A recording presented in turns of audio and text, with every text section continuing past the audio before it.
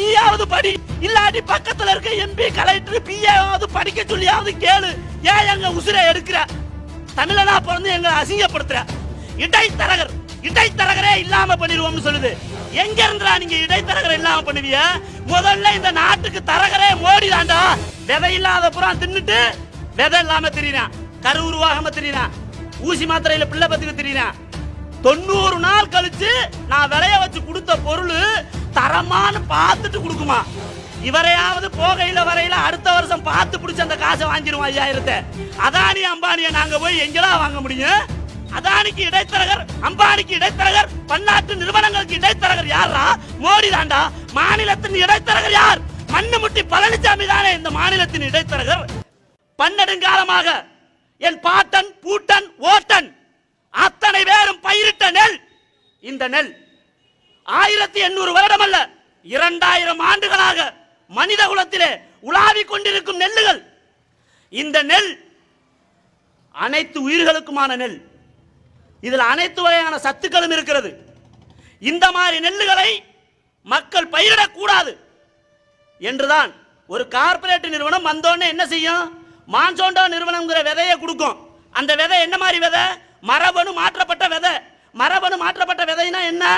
அது மண்ணில் போட்டா முளைக்கும், அதுக்கு மருந்து போட்டா தலையும், அதுக்கு குளுக்கோஸ் டானிக்கு அடிச்சா பூக்கும், இன்னும் டானிக்கு உரம் போட்டியனா பிஞ்சு நிற்கும், இன்னும் டானிக்கு உரம் போட்டியனா மருந்து அடிச்சியனா அது பழுக்கும். பழுத்தோன்னே நம்ம வாங்கி சாப்பிடுவோம். அப்படித்தான் இன்னைக்கு நடந்துகிட்டு இருக்கு. என்ன ஆகி போகும்? அது திருப்பி முளைக்காது. விதை இல்லாத புறம் தின்னுட்டு ஆத்தாலும் அப்பனும் இல்ல, இப்ப சித்தப்பனும் அண்ணனும் தம்பியும் விதை இல்லாம திரியிறான், கரு உருவாகாம திரியிறான், ஊசி மாத்திரையில பிள்ளை பத்துக்கு திரியிறான். இந்த நிறுவனம் இதைத்தான் சொல்லும். என்ன வரும்? என்னோட ஒப்பந்தம் போடும். ஒப்பந்தம் போட்டுட்டு நீ இந்த விதையை தான் பயன்படுத்தணும், இந்த நெல்லைத்தான் நீ போடணும், இந்த உருளைக்கிழங்கை தான் போடணும். 3 ஆண்டுகளுக்கு முன்னாடி நீங்க செய்தித்தாள்களில் படித்திருப்பீர்கள். பஞ்சாபில் ஒரு நிறுவனம் நாங்கள் கொடுத்த உருளைக்கிழங்கை தான் பயிரிட வேண்டும், அப்பொழுதுதான் நாங்கள் உருளைக்கிழங்கை கொள்முதல் பண்ணுவோம் என்று சொன்னார்கள். அதே நிலைமைதான் வரும். நாங்கள் கொடுத்ததை நீ பண்ணினா தான் நான் உனக்கிட்ட இருந்து வாங்குவோம்பா. இந்த சட்டம் என்ன சொல்லுது? இதை நீங்க ஒன்ன புரிஞ்சுக்கிட்டாலே போதுமேங்க. என் அன்பார்ந்த பெரியவர்களே, தாய்மார்களே, அன்பிற்கு நீ வேளாண்குடி பெருமக்களே, என்ன சொல்லுது இந்த சட்டம்? எனக்கிட்ட நான் கொள்முதல் பண்ணதை ஒப்பந்தம் போட்டு ஒரு நிர்ணய விலையில கொள்முதல் பண்ண என் நெல் இல்ல கடலை, பருத்தி இல்ல உளுந்து இல்ல தட்டப்பயிறு இல்ல காய்கறி இல்ல மொச்சை ஏதோ ஒண்ணு என்கிட்ட 30 ரூபா ரேட்டு பேசி நான் விவசாயம் பண்ணிட்டேன். விவசாயம் பண்ண உடனே அதை என்ன செய்யறான்? என்கிட்ட வந்து விலைய வச்ச உடனே இந்த நிறுவனங்கள் எடுக்குமா? அப்ப எடுக்கும் பொழுது 20 ரூபா தான் கொடுக்கும், மிச்சம் 10 ரூபாயே கொடுக்காது. அந்த 10 ரூபாய் எப்ப கொடுக்குமா தெரியுமா? 90 நாள் கழிச்சு என் பொருள் தரமா அப்படின்னு பார்த்துட்டு கொடுக்குமா.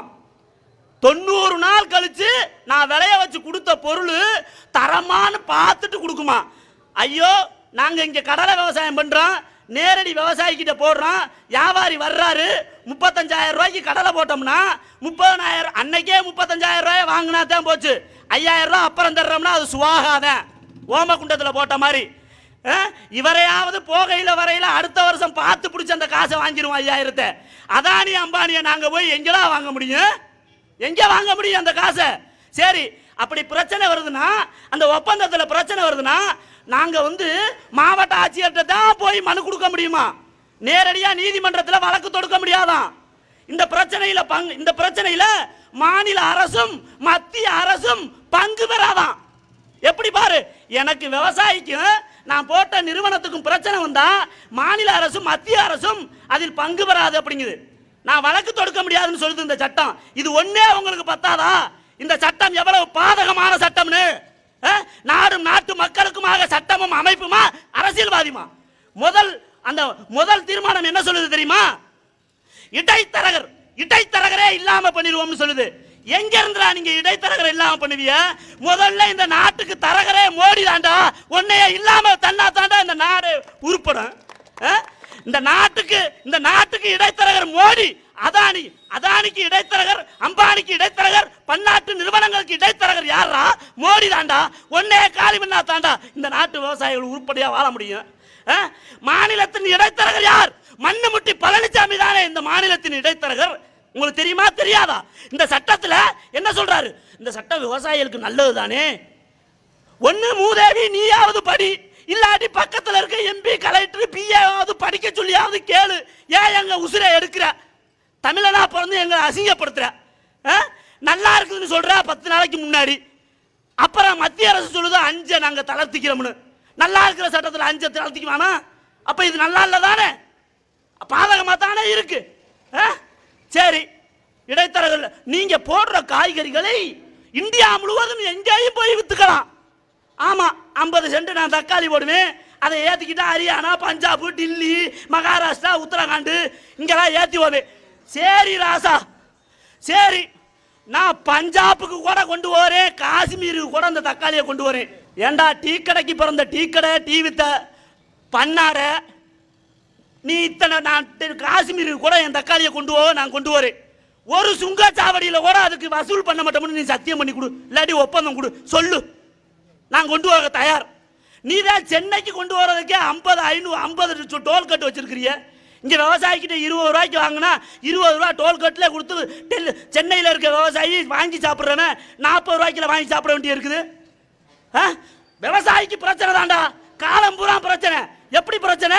நான் உழைக்கிற மாடு மாறி என் முதுகுல உட்காந்து உறிஞ்சி சாப்பிடுற அந்த உறிஞ்சி சாப்பிடுற உண்ணிய தாண்டா இந்த அரசியல்வாதிகளும் பன்னாட்டு நிறுவனங்களும். எங்களை நல்லா இருக்குன்னு நினைச்சிருந்தா இந்த சட்டம் எப்படி கொண்டு வந்திருக்கணும்? என் அன்பு மக்களை, என்ன செஞ்சிருக்கணும் இந்த சட்டத்தில்?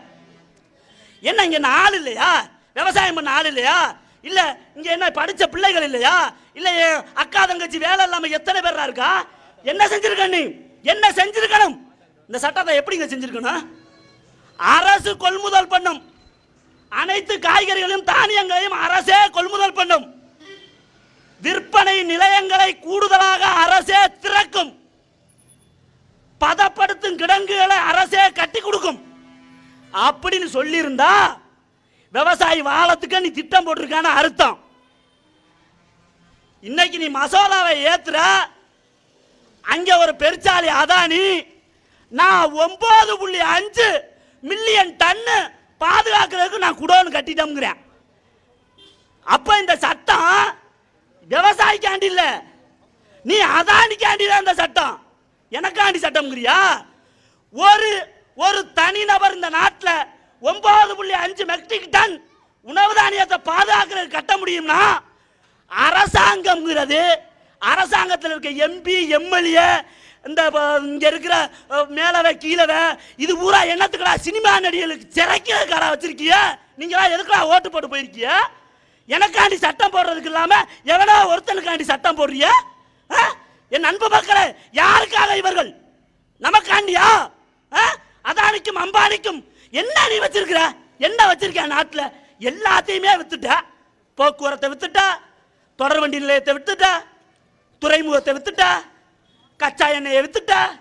யாரை பார்த்து இடைத்தரகர்? நீங்க தான்டா இடைத்தரகர். அம்புட்டையும் வித்துட்ட, எல்லாத்தையும் வித்துப்பிட்டு அம்புட்டையும் வித்துப்பிட்டு யாருக்காண்டி அரசாங்கம் செய்யற? அனைத்தையும் வித்துற, எல்லாமே வித்துற. இன்னும் கொஞ்ச காலத்தில் நாடு போக்குவரத்து அம்புட்டையும் வித்துருவேன். நீ நல்லா தெரிஞ்சுக்க, உன் கோவண துணிக்கு கூட வரி போட்டு உன்னை பிடுங்கி உருவிடுவேன். மோடிங்கிறது இந்த நாட்டுக்கு கேடு, பாஜகங்கிறது மனித குலத்தின் எதிரி. பிஜேபிங்கிற ஒரு கட்சி ஒரு மண்ணில் இருக்குது அப்படின்னா அது இந்த நாட்டுக்கும் நாட்டு மக்களுக்கும் பெரும் ஆபத்தான ஒன்று. அவனுக்கு அரசியலே என்ன தெரியுமா? பக்கத்து நாடு பாகிஸ்தான், இல்லாட்டி மாட்டு கோமயம். இப்ப புதுசா கிளம்பி வந்திருக்காங்க, வெற்றிவேல் வீரவேல், வெற்றிவேல் வீரவேல்னு வேலை தூக்கி எடுத்துறாங்க. வேலுங்கிறதுக்கு உனக்கு என்ன மாதிரி சம்பந்தம் இருக்கா? அது எங்க பாட்டை முருகனோடது வேலு. உனக்கு தொடத்துக்க கூட அருகதை இல்லை, அதை தூக்கி அரசியல் பண்ணி பார்க்குற. உன்னால முடியாது ராஜா, முடியாது.